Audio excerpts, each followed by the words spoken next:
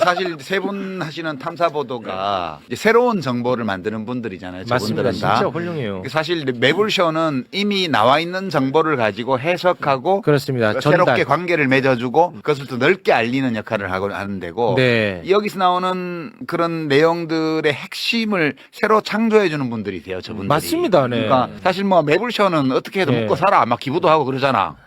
슈퍼챗 전액 기부죠. 아, 전액 그렇지. 기부합니다. 그러니까 저분들이 하시는 탐사보도 채널들 있잖아요. 거기를 네. 우리 시민들이 키워야 더, 돼요. 예, 더 키워야 돼요. 왜냐하면 맞아. 생산자가 있어야 유통을 맞아. 할 수 있는데 아, 진짜로. 네. 유통만으로는 산업이 나라가 경제가 안 돼요. 맞습니다. 네, 네. 제조업이 있어야 경제가 되는 거잖아요. 그런 맞습니다. 것처럼 탐사보도 활동을 통해서 새로운 팩트를 발굴해내는 분들이 있어야 맞습니다. 그걸 가지고 유통시켜서 먹고 사는 저 같은 입만 가지고 사는 놈도 살아가는 거예요.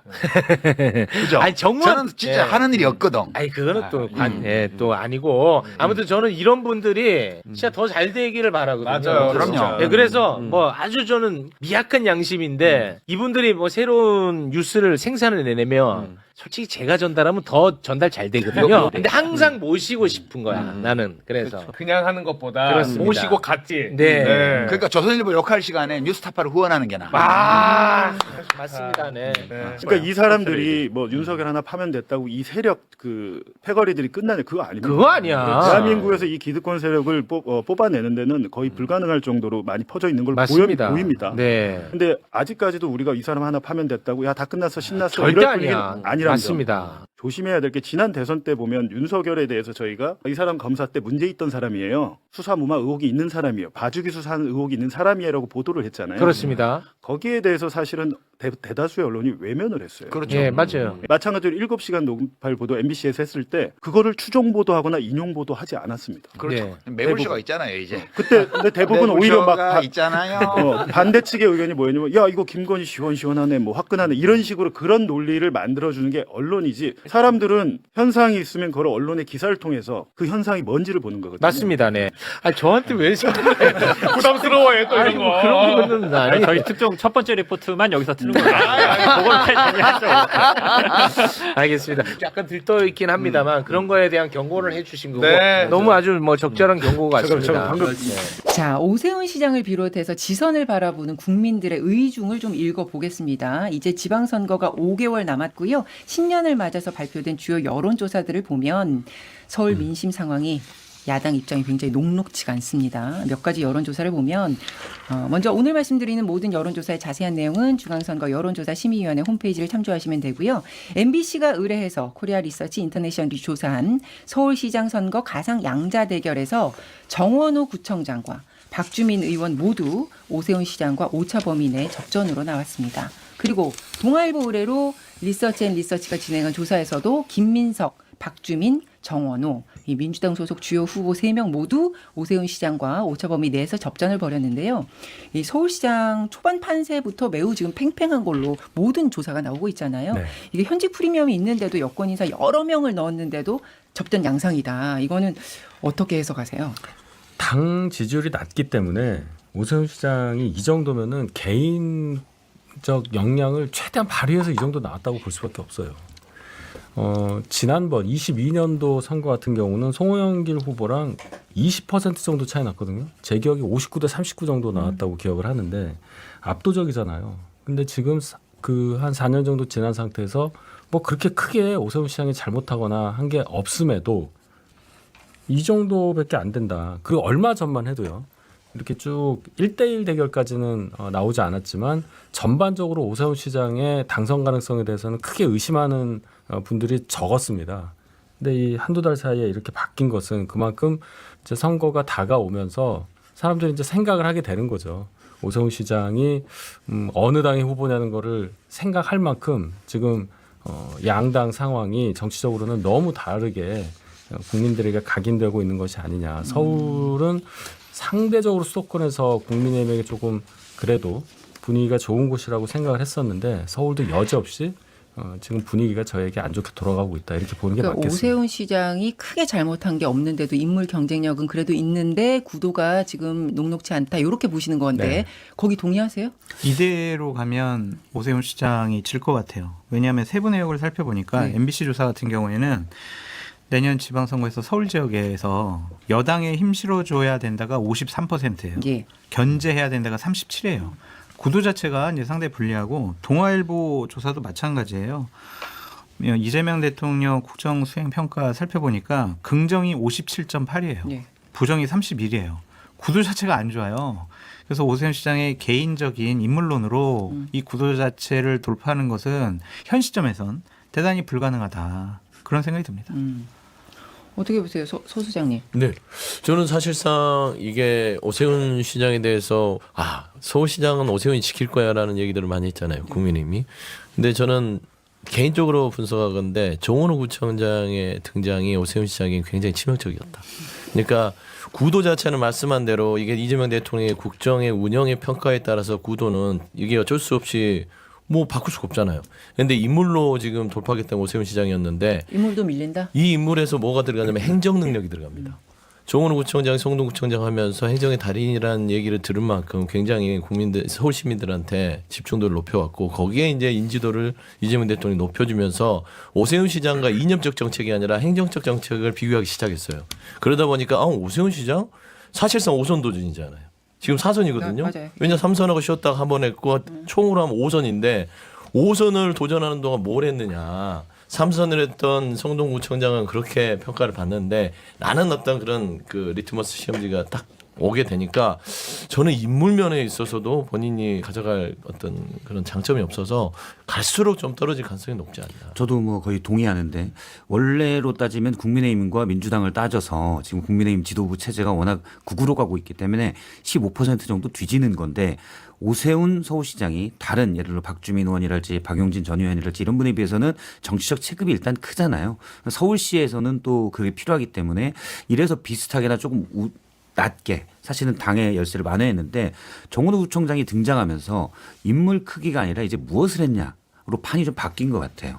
그러면 사실은 구도 자체가 이제 프레임 자체가 네. 정치인의 체급이 아니라 과연 어떤 일을 했냐 이렇게 보니까 오세훈 시장이 지금 여러 여론조사에서 MBC에서도 마찬가지지만 뭐 한강버스나 종묘개발 이런 게 다 부정평가가 많거든요.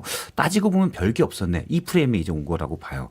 그러면 꼭 오세훈 시장이 장동혁 지도부 때문에만 불리는 게 아니라 본인도 성과나 이런 면으로 경쟁하기에는 지금 부족한 면이 노출됐다라고 봅니다. 그 마찬가지로 리서치 조사, 이 동아일보 의뢰 조사에서 보면 후보가 아닌 정당을 기준으로 전국 전망을 물어보면 격차가 더 커집니다. 민주당 후보 당선 가능성이 높다가 45.8, 국민의힘 등 야권 후보 당선 가능성이 높다가 23%, 2배 가까운 격차를 보이고 있는데 결국에는 이걸 보면 구도가 확실하다 이런 거죠. 그렇죠. 답이 정당- 답이 없어. 답이 없어요. 이번 지선은 답이 없어요. 아니 원래- 장동혁 체제가 유지가 되고 장동혁 장동혁 대표가 포레버. 대표 그러니까 일단 오세훈 시장 입장에서는 당 후보가 되는 게 우선이잖아요. 1월 1일에 발언도 물론 당이 바뀌어야 된다는 차원의 얘기도 당연히 있지만 좀 작게 얘기하면은 후보 선출 룰 바꾸면 안 된다는 얘기를 한 거라고 저는 생각을 해요. 이대로 가면 7대3으로 될 가능성도 있는 거 아니에요. 그러니까 그렇게 되면 안 된다는 얘기도 하기 위해서 그 말씀을 하셨다고 생각합니다. 그래서 5대5로 가서 어찌되었건 후보가 된 다음에는 서울시장 자리에 오세훈이라는 분이 오래 있었다는 건 시민들이 다 아니까 기존의 어떤 행정이라든지 이런 데 포인트를 주고 일 잘하는 시장 이거보다는 정말 어떻게 보면 서울시장 선거를 대선처럼 진영의 리더 같은 그런 어떤 포지셔닝으로 치러야 하는 게 아닌가 하는 생각이 들어요. 왜냐하면 정원호라는 분이 민주당에서 후보로 될 경우에 그럴 가능성이 높아 보이는데 완전히 차별하지 않으면 이 프레임에 이게 먹혀버린단 말이에요. 이분은 정원호라는 분은 구청장 3선을 했지만 시민들 전체로 보면 굉장히 신선하단 말이에요. 그 신선함을 누릴 수 있는 거는 더 큰 걸로 누릴 수밖에 없는 거기 때문에 일단 후보가 되고 그다음에 선거 전략은 좀 다른 선거와는 다르게 어차피 시장 도전은 마지막이잖아요. 그런 차원에서 조금 더 절박하게 지금 이 상황을 보고 있는 게 아닌가 오 시장 측은 그렇게 저는 봅니다. 현재의 당 분위기로만 놓고 본다면 5대5 룰에서도 오세훈 시장이 꼭 된다는 보장은 없다라고 봅니다. 예. 왜냐하면 지난 전당대회 같은 데 여론조사 나온 걸 보면 그냥 짠맛 여론조사예요. 그러니까 강성 구구 당원들이 한 투표와 크게 다르지 않게 나오는 결과들이 있습니다. 근데 그 뒤로 지금 더 그랬거든요. 이건 뭐냐면 약간 건전 보수나 또는 중도 보수 성향을 가진 당원들이 아예 투표에 참여하지 않고 있다는 거죠. 그럼 여론조사도 또 마찬가지입니다. 지지율이 어느 정도 올라와야 같이 전화도 받고 그래 뭔가 애정이 있어서 국민의힘은 이렇게 가야지 되는데 너무 극우로 치달으면 아예 관심 받게요. 전화를 받지 않습니다. 그러면 저는 오세훈 시장이 1월 1일 날 그런 의견을 낸 건 상당히 잘했다고 보는데 네. 이거는 경선 룰뿐만이 아니라 국민의힘 분위기 전체를 바꿔야 뭔가 희망이 보이는 보수로 가야 5대5든 7대3이든 본인이 유리해지는 거예요. 그런데 분위기는 지금 그러면 나경원 의원이 나오는 거 아닌가. 현실적으로는 그런 건데 나경원 의원이 추미애보다는 오세훈 좀 이겨보고 싶다. 1일 유튜브에 나가서 이제 이렇게 얘기를 했습니다. 오 시장이 훌륭한 업적이 있어서가 아니라 좀 이겨보고 싶다. 이거는 뭡니까? 나가겠다는, 칭찬입니까? 디스입니까? 뭐 4.7 재보궐선거가 5년 전에 했잖아요. 그때 오세훈 시장이 복귀를 한 그때 굉장히 치열하게 할 때 명태균 없었으면 내가 이겼다 이거예요. 저는 그렇게 봅니다. 그러니까 원래 저 자리 내 건데 그런 생각이 있겠죠. 그리고 나경원 의원 입장에서는 서울시장이라는 자리가 굉장히 그 사무쳐요? 자기 운명처럼 엮인 하나일 거예요. 2011년에 오 시장이 갑자기 사퇴함으로써 벌어진 그 재보궐선거에 본인은 정말 나가기 싫었다는 거 아니에요. 여러 상황도 안 좋았고. 근데 어쩔 수 없이 나가서 희생을 한 건데 그 재보궐선거 나가면서 본인은 또 뭔가 낙인이 한번 찍힌 게 있고 그 낙선의 어떤 아픔에 더해서 그래서 그럼 이제 서울시장 한번 하려고 그랬는데 명태균이라는 사람 때문에 2021년에 못했다. 이게 이제 개인적으로는 많이 이 가슴에 맺혀 있는 걸로 보여요. 그래서 나경원 의원이 오세훈 시장 좀 이겨보고 싶다. 그래서 이겨서 나가요. 나가서 이제 여당이랑 붙었을 때는 이제 경쟁력이 어떤가. 그건 서울시장이 되나. 그건 중요하지 않아요. 본인한테 그건 물어보셔야지. 중요하지 않아요. 그건 그럼 중요하지 않고 벽보 바르는 게 중요한 거예요. 서울시장 나경원 후보 딱 벽보를 붙이는 게 본인의 목표고 이기면 좋고 안 돼도 나중에 당에 돌아와서 당의 입지를 공고해야겠다는 계산이 있을 거는 같아요. 근데 저는 그냥 나경원 의원의 어떤 이 발언은 그냥 우리가 쉽게 나 서울시장 갈 거야. 그다음에 이게 저는 장동혁 대표한테 얘기하는 것 같아요. 나로 교체해. 사실 보면 장동혁 대표가 정상적인 판단을 못할 때 나경원 의원이 어떻게 했냐면 계속해서 장동혁 대표 편을 들어줘요. 바깥에서 외부에서 뭐 입장을 바꿔라. 쇄신해라 할 때 쓸데없는 소리 하지 말고 지도 건들지 말라 하면서 편을 들어준단 말이에요. 다 계산이 있는 거예요. 그렇지 않겠습니까? 김재훈 의원도 편 들고 있어요. 그분도 지금 또 호시탐탐 대구 쪽에 아마 경북 쪽에 또 나가야 되니까 장동혁 대표가 지금 공천권을 갖고 있는데 잘 보여야 되기 때문에 그 두 사람은 지금 서울시장, 경북 뭐 지사 이런 쪽에 그냥 뭐 대놓고 활동한다고 보시는 게 맞을 거예요. 장 소장님 답답하시죠? 많이 답답하죠. 그러니까 오세훈 시장 같은 경우에는 전 실수한 게 있다고 생각하는 게 뭐냐면 혼자 저런 얘기 해서는 안 돼요. 그리고 광역 게다가 또 본인이 당사자기 때문에 네. 또 뭐 진정성이 곱게 될 수도 있고요. 그렇죠. 그래서 광역 시도 뭐 도지사들 함께 했어야 되는데 후속적으로 얘기하는 사람들이 없잖아요. 그래서 아이고 맞네. 오세훈 시장 말이 맞아. 장동현 너 그러면 안 돼. 이렇게 계속 새를 불려가야 되는데 근데 그거 안 되는 거는 오세훈 시장이 당내 입지가 없어서 그런 거예요? 그것도 그렇고 눈치 보는 것 같아요. 다른 시도 뭐 후보들도 현직 시장들도 현직 뭐 단체장들도 그냥 룰이 어떻게 되지? 이게 장동현한테 밑보이면 안 되겠는데. 어쨌든 룰 개정 권한이 최고위에 있으니까 그렇게 눈치 보는 것 같은데 기본적으로 지방선거를 저는 대단히 암울하게 보는 거는 장동혁 대표 때문이에요. 장동혁 대표가 있는 한 무슨 쇄신안을 발표하고 뭐 바꿔야 된다고 누가 주장을 하더라도 안 돼요. 쇄신의 당사자는 쇄신 장동혁 대상자. 대표다. 저는 뭐 늘 얘기하지만 지금 여기서 장동혁 대표가 제가 변했어요라고 얘기하면 그걸 믿을 수 있는 사람이 누가 있습니까? 없죠. 그래서 변했어요라고 하는 발표 같은 거는 전혀 의미가 없다고 보고 오세훈 시장이 계속 그런 모습을 보면 그냥 성격인 것 같아요. 원래 무난한 스타일이기 때문에 그래서 그 자리까지 간 것도 있고. 근데 본인이 여기서 서울시장을 하고 또 대선 주자까지 가려면 명확히 지금 장 소장님 말씀대로 세를 모아서 우리 이러면 망합니다. 본인이 어떤 구심점이 될 수 있는 분이거든요. 그러면 그냥 혼자 얘기하는 게 아니라 여러 의원들도 설득해서 구심점이 돼서 모아야죠. 힘을 내고.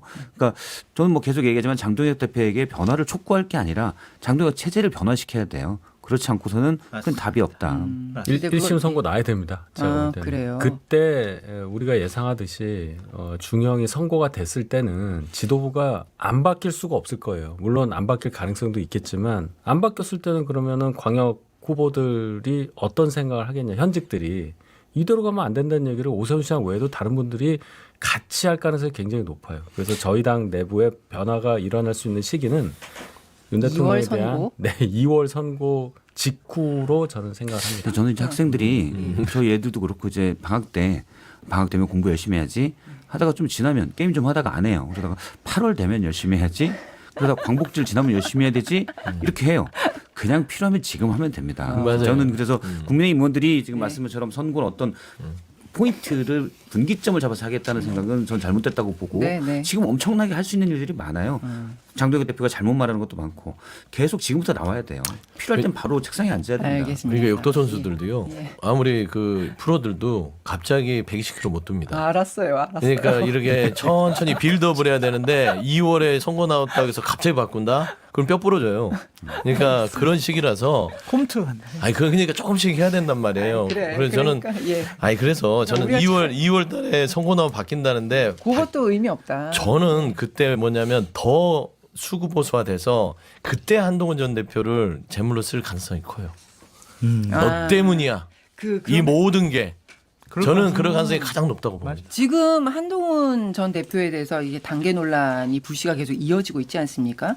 그 새해가 돼서도 상황이 더 나빠지고 있는데 이호선 위원장과 한동훈 전 대표 측에서는 지금 조사 결과를 두고 사실관계 공방까지 벌이고 있고 법적 대응도 불사하겠다 이런 입장을 내고 있는데 지금 장동혁 대표는 여기에 침묵하고 있거든요. 네. 그럼 지금 말씀을 들어보면 그 얘기가 맞다고 해석이 돼요. 그러니까 그냥 언젠가 내가 필요할 때 카드로 쓸 거기 때문에 그냥 이거를 굳이 나는 건드리지 않고 내버려 두겠다. 이렇게 봐야 되는 게 맞는 분위기네요. 예를 들어서 그럼 한동훈 전 대표에 대한 징계를 어떤 본인의 입지 강화나 어떤 정치적 수로 쓰겠다고 하면은 그거는 그런 자해도 없을 거예요.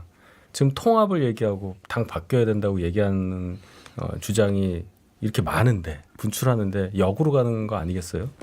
근데 제가 볼 때는 좀 다르게 해석을 하는 게 당무감사위원회 단독으로 지금 플레이를 하고 있다고 장동혁 대표조차 얘기를 해요. 예. 그리고 그 수준이 이호선 당무감사위원장이 발표한 어떤 당무감사 내용이라든지 그 절차나 형식 같은 것이 당의 기본적인 당무의 절차를 다 벗어난 거다. 공지도 스스로 하고 본인 개인 블로그를 계속 이용하고 자꾸 있잖아요. 올리고 그다음에 당무감사위원회를 보좌하는 그런 사무처에 어떠한 조력도 없이 혼자서 뭘 했다는 거잖아요. 그래서 결국 나온 거는 그 자료가 다 조작된 거라는 것이 저는 밝혀졌다고 생각합니다. 이 정도로 됐으면 그냥 다 바꾼 거예요. 기본적인 게 하나도 안 맞았으니까. 그러면 의도를 갖고 저렇게 하는 것에 대해서 당 지도부조차 브레이크를 걸지를 못하고 어쩌지 하고 있는 상황이라고 저는 생각합니다. 오죽하면 이호선이라는 분도 소위 말해서 구형을 해야 되는데 구형도 안 하고 윤리위원회에 넘겨버렸어요. 그냥 네. 사건을 넘긴다는 거예요. 그럼 못한다는 얘기잖아요. 그런데 장동혁 대표가 예를 들어 윤리위원장을 임명하고 뭔가 강행한다는 움직임을 보이는 순간 결과에 따라서는 크게 본인을 향하는 칼이 될 가능성이 크다. 그래서 이러지도 저러지도 못할 거라고 저는 예상합니다. 그 한 전 대표가 며칠 전 인터뷰에서 가족들이 했다는 사실을 뒤늦게 알았다. 요 정도 톤에서 얘기를 사실관계를 확인해 줬잖아요. 근데 이제 거기에 대해서 사과를 한 건 아니고요.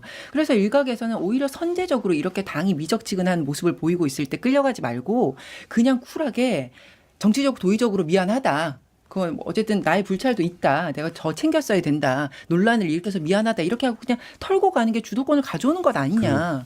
제가 조금 더 말씀드리면 가족이 당원 게시판에 글을 올렸다는 것에 대해서는 사과하려는 사과의 논리가 없어요. 무슨 말씀이냐면 다 성인이고 당원이니까 당원 게시판에 올릴 수 있는 겁니다. 그 내용을 또 들여다봤더니 다 뭐 신문이나 신문 사설이나 칼럼을 링크하거나 예를 들어 의료계획에 관해서 굉장히 옳은 얘기를 쓴 거 뭐 이런 것들이 있어요. 그 자체에 대해서 당대표의 가족이기 때문에 당원 게시판에 글을 올린 것에 사과하라. 그거는 저는 논리적으로 안 맞다고 생각하고 근데 다만 예. 이 이슈가 1년 넘게 지금 묵혀졌었잖아요. 예. 근데 결과적으로 지금 터짐으로써 대여 전선에 조금 뭔가 차질이 빚어졌다. 그 부분에 대해서는 도의적으로 뭔가 좀 송구하게 생각한다. 이 정도는 충분히 가능하다고 봐요. 그러니까 분리해서 당원 게시판에 가족이 글 쓴 걸 가지고 사과하라 이렇게 되면은 저는 그건 맞지 않다고 이렇게 그렇죠. 조작해서 저는 얘기를 하는 뭐 예를 거를 들어서 그 부분이 있습니다. 그러니까 2개 IP에서 1000여 개의 글이 나왔다가 됐잖아요. 5명의 가족이 지난해 맨 처음 지지난해죠. 이제 맨 처음 불거졌을 때도 동일한 시간대에 몇 개의 글이 같은 주소를 갖고 있는 당원의 몇 개 글이 동시에 올랐다기 때문에 한두 명이 쓴 것으로 추정이 돼요. 그렇기 때문에 이거는 저는 정말 사소한 문제라고 생각하는데 굳이 따지면 업무방해 정도도 될 수 있습니다. 그래서 뭐 비유하기에는 초코파이 사건보다 더 작은 그냥 샌드 정도의 사건이다. 근데 그건 사과하라고 하면 사실 사과할 수 있는 거예요. 그래서 그 정도는 저는 사과할 수 있는 거는 그냥 사과하고 털면 됩니다. 네. 자, 그럼 너 사과했으니 네가 잘못했지. 자, 그럼 뭐 법적 조치 들어가. 굳이 그럴 거 없습니다. 그래서 그 한쪽에서 해도 무시하면 돼요. 지금 장동혁 대표 체제가 이호선 당무감사 연장도 마찬가지고 이게 상식적이라고 볼 수가 없잖아요. 상식적이라고 볼 수 없는 체제에서 하나하나 꼬투리 잡아서 어떻게든 떨쳐내려고 하는데 그 꼬투리가 잘못됐다고 굳이 싸울 게 없다라고 봅니다. 저는 거기에서 작은 사실관계 가지고 예를 들어서 허위 조작 그것도 저는 그 한동훈 전 대표 말이 맞다고 보는데 몇 명 이제 동명이인이 쓴 글 가지고 마치 그 장인이 쓴 것처럼 한 것도 저는 한 전 대표 측 주장이 맞다고 생각해요. 근데 그걸로 이걸 법적 조치하느니 뭐하니 싸울 필요는 없다고 생각해요. 이미 부정선거를 믿는 사람인데 네, 네. 거기에 부정선거를 믿는 사람과 이분은 이제 그렇게 고착화돼 있는데 이건 부정선거 아니야 다투는 게 무슨 의미가 있습니까? 이 체제 전체를 바꾸는 데 힘을 모으는 게 맞다. 근데 자꾸 작은 싸움에 발목이 잡히는 것 같아요. 그러니까 사과도 저는 그냥 사과하고 털고 가면 돼요. 그렇지 뭐 사과하는 게 어려운 거 아니고 그래서 근데 너무 작은데 여기에 발목이 잡힌다. 큰 싸움을 하시는 게 맞다라고 봅니다. 알겠습니다. 이번 주에 나왔던 사진 이야기를 좀 해볼게요. 그 윤 전 대통령의 대통령 집무실에 있었던 침실, 사우나 이런 사진들이 나왔잖아요. 네. 저는 특히나 그 편백나무, 흰옥기라고 하잖아요. 네. 그걸로 만든 사우나 그 사진을 보는 순간 네. 그냥 실소를 금치 못했어요. 어떻게 보셨어요? 그러니까 상상만 했던 거거든요. 왜 이렇게 국정을 게으르게 하지? 국정에 관심이 없나 보다라고 했는데 그런 구조를 만들어 놨구나. 집무실이라는 게 일하는 데가 아니라 쉬는 데잖아요. 집무를 보는 게 아니라 쉬어요. 쉬는데 무슨 일을 하겠어요. 그러니까 기본적으로 국정에 대한 학습을 하지 않는다는 소리입니다. 제가 개인적으로 추측건데 왜 사우나나 이런 걸 만들어 놨겠어요? 숙취 해소죠. 뭐 무슨 건강관리 때문에 그 집무실에 놔두겠어요? 매일 술 먹고 그 숙취를 땀으로 빼기 위해서 사우나로 하고 큰 침대를 놔두고 응접실에 앉아서 가운을 입고 텔레비를 보면서 전화로 국정을 봤으니 대한민국 나라가 제대로 돌아갔겠느냐. 그리고 의대중원 2,000명이 어떻게 나왔는지 알겠어요. 근데 일반 국민들은 사실은 대통령의 집무실을 볼 일이 없잖아요. 그래서 진짜 집무실에는 원래 저렇게 편의시설을 잘 갖추고 있나? 뭐 이렇게 생각이 들다가도 뭐 지금 강원식 비서실장도 전례 없는 일이다. 이건 무슨 호텔도 아니고 이런 표현을 썼더라고요. 우리나라의 뭐 대통령 집무실에 저런 전례가 어디 있겠어요. 그렇잖아요. 대통령의 일정이 굉장히 바빠요. 계속 행사를 가야 되고 저런 시설을 이용할 만한 시간이 없을 겁니다. 그런 면에서 저는 굉장히 충격을 받았어요. 물론 처음에 보도 나왔을 때 뭐 있을 수도 있겠다 그냥 그 정도 생각했는데 이걸 사진으로 보니까 강훈식 의원 말 맞다나 강훈식 실장 말 맞다나 호텔 하나를 거기다가 들여놓은 거 아니냐는 얘기를 했잖아요. 참 안타깝습니다. 예. 전 참모들이 더 문제라고 보여집니다. 그러니까 대통령이 저런 건 좀 만들지라고 했을 때 그거 안 됩니다. 그럼 다음 날 바로 해고. 그러네요. 죄송합니다. 몇 명밖에 몰랐대요. 이게 몇 명밖에 경호처의 시설을 담당하는 경호 담당은 너조차 거기를 들어가지 말라고 네. 김영우 의원 당시 경호처장이 지시를 했고 그래서 그 밑에 있던 본부장급만 거기에 사실을 알고 있었다. 그래서 대통령을 한 그 청와대에서만 30년 가까이 모셨던 그 경호처에 있는 관계자로 들은 얘기인데 듣도 보지도 못했대요. 집무실에서는 사우나가 있다는 거죠. 그러니까 외부에서 대통령실 본관으로 바로 이어지는 비밀 통로 사진도 공개가 됐던데 문에 폐문, 관계자 외 출입 금지 이렇게 표기가 붙어 있었잖아요. 그래서 일반 직원들은 아예 그래서 그 안에는 들어가지도 못하고 그 안에 뭐가 있는지도 직원들조차 몰랐다. 그러니까 도어 스태핑이 이제 11월에 중단이 됐는데 그 이른바 바이든 날리면 사건 이후 중단이 됐는데 그래도 저거 좀 계속하면 좋은 뭐랄까요 뭐 전통도 만들어지는 건데 약간 아쉬웠는데 지금 생각해 보니 출근을 일단 해야 되잖아요. 도어 스태핑 하려면 힘들었겠구나. 근데 이제 보도에 따르면은 도어 스태핑 중단되기 전에 이미 비밀문이 만들어주고 있었다. 그러니까요. 그때 네. 중단할 때 명분은 MBC 기자와의 설전 그렇죠. 때문에 더 이상 이기주 기자와의 안 한다. 이기주 기자와 네, 네. 바이든 날리면에서부터 시작된 그 예. 갈등으로 이제 더 이상 안 한다 그랬는데 사실은 그냥 큰 그림이 있었던 큰 거죠. 그림이 있었죠. 왜냐하면 기자들이 계속 기다리고 있으니 출근을 안 할 수가 없잖아요. 출근을 안 했을 때는 어디로 간다라고 얘기를 해야 되는데 가는 건 없고 아마 초반에 윤석열 정부 대통령실의 최대 고민이었을 것 같아요. 그래서 아예 도스태핑 없애고 아마 비밀의 문은 그 전에 뭐 약간 이런 거라도 좀 강구를 하자 해서 만들어 놓은 것 같은데 아무튼 지금이야 좀 의문이 풀렸습니다. 한마디만 하게. 네. 참 별짓을 다 했네. 그러니까요, 진짜. 난 침대를 보고 경악했어요. 집무실에 침대가 킹 사이즈가 있는데 아니 사우나까지는 1000번 만번 그냥 완전히 이해를 한다 하더라도 침대를 왜 거기 집무실에 갖다 놔요? 큰 거. 침대가 너무 커요. 와, 그래서 저는 뭐 이거 뭐 국민의힘 장동혁 대표는 이때 이명박 전 대통령을 예방했습니다. 이명박 전 대통령이 지금은 화합할 때다. 수구 보수가 되는 건 퇴보다. 국민을 보고 정치를 해라. 이렇게 조언을 했는데 여기에 대한 화답으로 장동혁 대표는 통합과 연대 걸림돌 제거가 우선이다. 이렇게 대답을 했더라고요. 그러니까 결단도 필요한 시기다. 마치 똑같은 얘기인데 서로 반대 방향을 보고 어디에 방점을 찍고 있냐 뭐 이렇게도 보이는데 어떻게 들으셨어요? 저 그 대화를 쭉 보면요, 그냥 네 하시더라고요. 그래서 뭐 그렇죠, 통합해야 되고요, 뭐 이렇게 하시다가 그 말씀을 하신 건데, 그러니까 장동혁 대표가 지금 그런 흉중에 어떤 생각이 있는지 좀 제대로 밝히시면 좋을 것 같아요. 그러니까 지금 여기서의 걸림돌 네, 그런 말들. 줄 짝짝 긁고 한동훈 전 대표 이렇게 해석하면 되는 그거잖아요. 거죠. 우리 뭐 시험 볼 때 딱 죽고 다음을 뜻하는 거는 뭐냐, 1번 누구, 2번 누구 이렇게 하면 여기서 답이 뭐다. 그 우리가 다 맞출 수 있는 네, 건데 네. 1번 한동훈, 2번 두동훈. 돌려서 얘기할 필요가 있느냐. 어쨌든 새해 지나서 새로 바꾸겠다고 뭔가를 말씀하셨고 뭐 깜짝 놀라게 뭘 하겠다고 하셨는데 바뀐 게 없는 느낌이어서 차라리 명시적으로라도 얘기하면 입장이 확실해지니까 뭐 나름대로 밀고 나갈 추진력은 얻을 수 있을 거예요. 일부나마. 근데 지금 정치인의 언어치고는 너무 추상적이고 그 또 명시적으로 뭐라고 얘기하면 돼요? 뭐라고 해야 되겠죠. 투명하게. 자, 우리 당이 지금 뭐 예를 들어서 징계 처리된 거 내가 하고 뭐 이렇게라도 얘기를 해야 되겠죠. 근데 그냥 걸림돌이 있는데 그러면 걸림돌이 뭘까?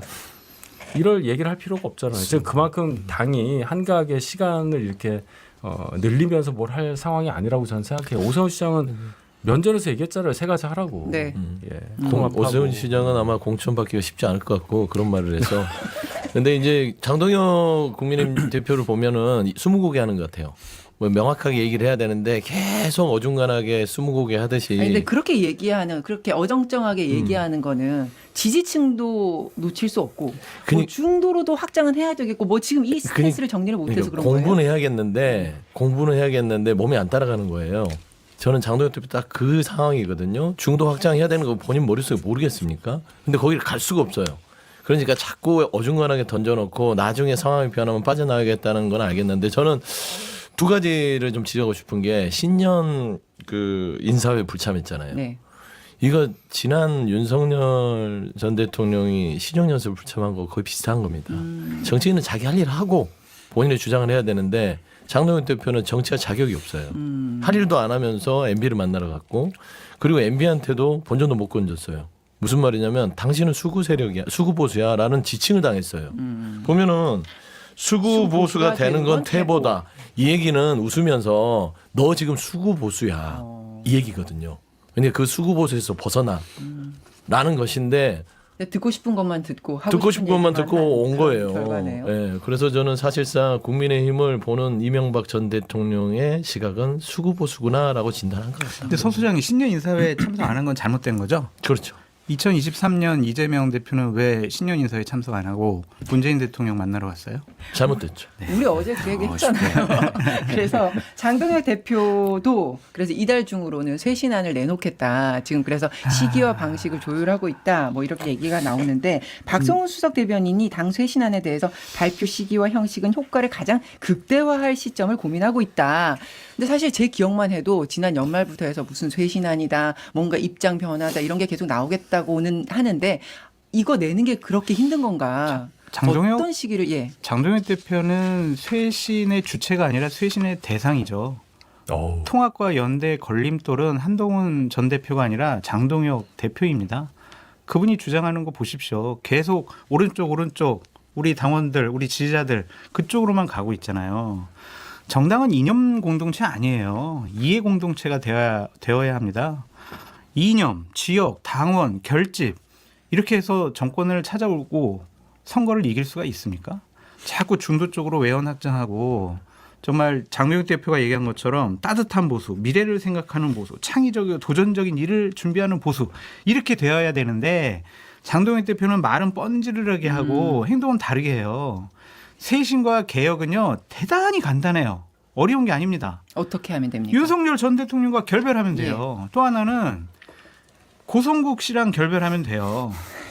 그리고 또 하나는 뭐냐면 룰을 바꾸면 되는 거예요. 야당은요 국민 속으로 들어가야 됩니다. 당원 속으로 들어가면 야당은 중도층을 견인해 내올 수가 없어요. 그렇기 때문에 당 지도부라든지 아니면은 선거에 나갈 후보자들을 선출할 때 당원들의 비율을 높이는 것이 아니라 일반 국민들의 민심을 그 여론을 더 높이게 되면은 강력한 극성 당원들 그리고 극단적인 주장을 하는 유튜버들로부터 벗어날 수가 있어요.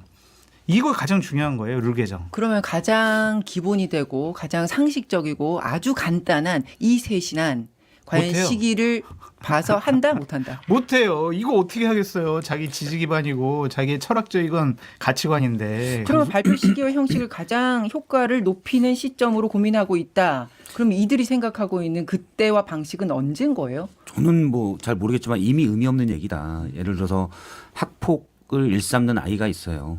근데 이제 옆에서 계속 합니다. 이렇게 학폭하면 나중에 대학에 합격해도 합격 취소가 될 수 있다. 이러면 안 돼. 라고 얘기하는데 그 학폭 그 일삼는 아이가 잠시만요. 얘까지 처리하고요.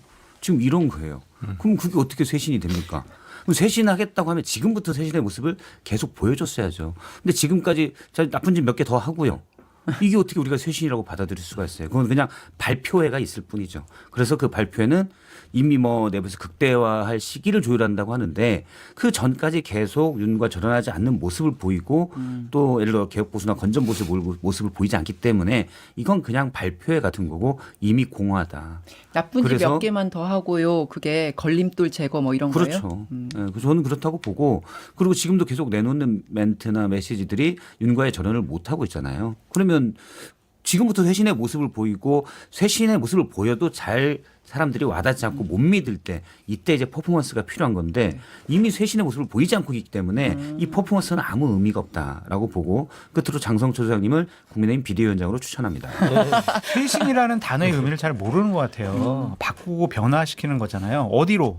국민에게 중도로 예, 계속 그들의 민심을 그들의 선택을 받기 위해서 바뀌어야 되는데 지금은 보다 더 강한 그 당원들 그리고 뭐 강력한 지지층들 거기에 지지를 더욱더 확고하게 얻기 위해서 뭐 여러 가지 얘기를 쇄신이라는 단어로 포장하는 것이 아니냐 그런 생각이 듭니다. 지금 제가 볼 때는 그 쇄신안이라는 것을 발표할 시점이 윤 대통령 1심 선고를 보고 그 직후에 뭔가 할 걸로 보여요. 그러니까 지금 체포방해에 대해서는 1월 16일에 나올 거고 1심이 나올 거고 예. 지금 내란 우두머리와 관련해서는 그게 중요하죠. 2월에 나오잖아요. 예. 그러면 2월까지 또 뜸을 들여서 그때 그 결과를 보고 거기서 대단히 중형이 나오면 거기에 따른 입장을 낸다?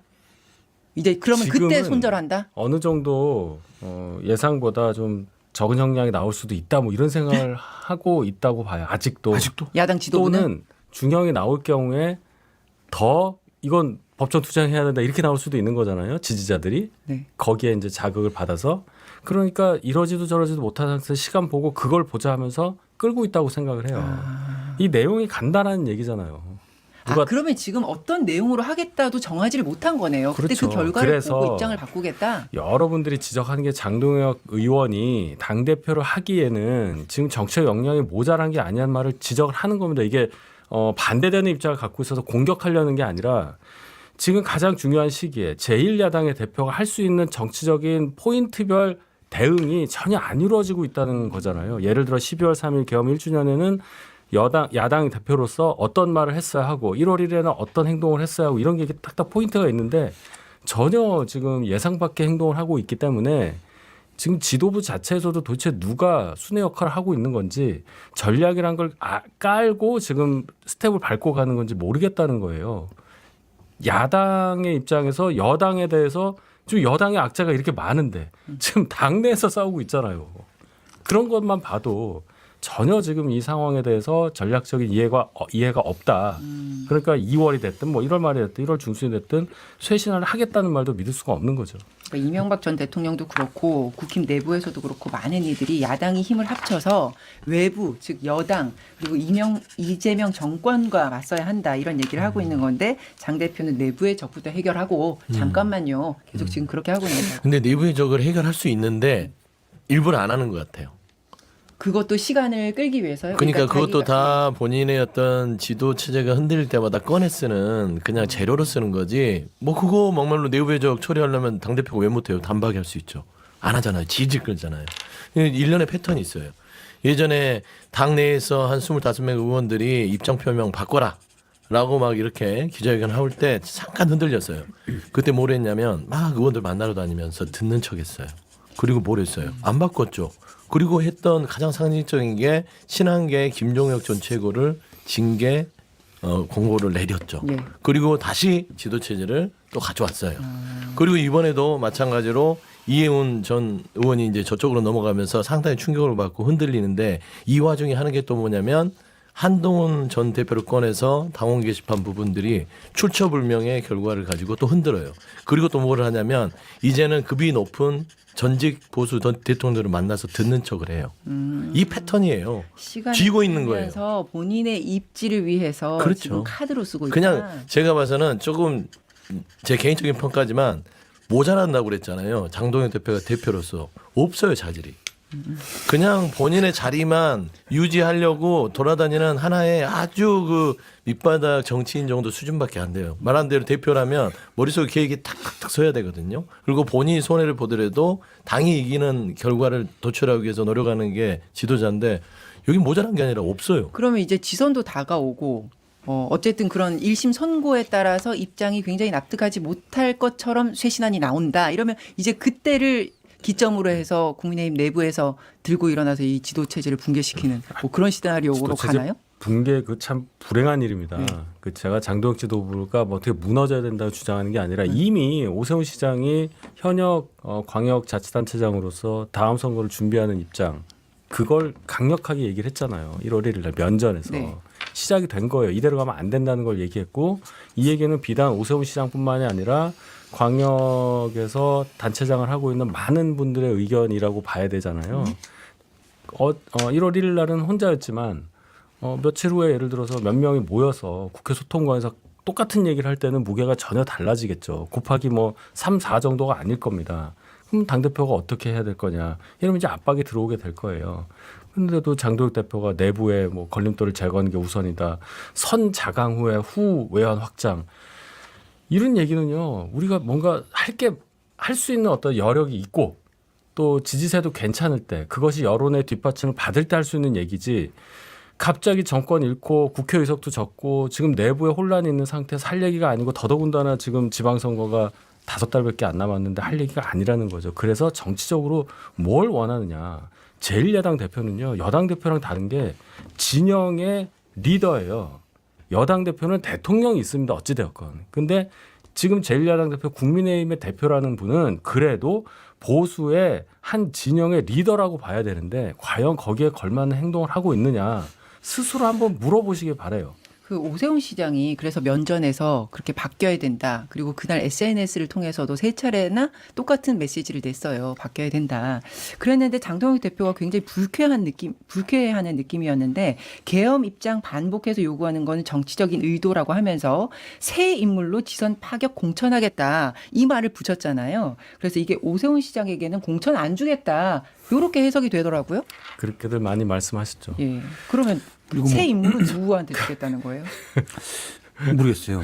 새 인물은 새 인물이 도저히 안 떠올라서 나경원 의원이 새 인물인가요? 한 번도 안 했으니까 절대 새걸 새가 수 아니죠. 한 번도 안 했으니까. 한 번도 안 했으니까. 후보는 해봤죠. 후보 해봤어요? 시장은 안 했으니까 그런 건가? 그러니까 그 발언이 전 2가지 좀 오류가 있다고 생각해요. 예. 계엄 얘기 자꾸 물어보지 마라.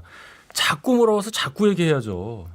내가 계엄에 대해서는 이거 잘못된 거라는 것을 지금 사람들은 그렇게 안 보잖아요. 그럼 아니다. 나는 그렇게 생각한다. 본인이 그렇게 얘기했다고 하더라고요.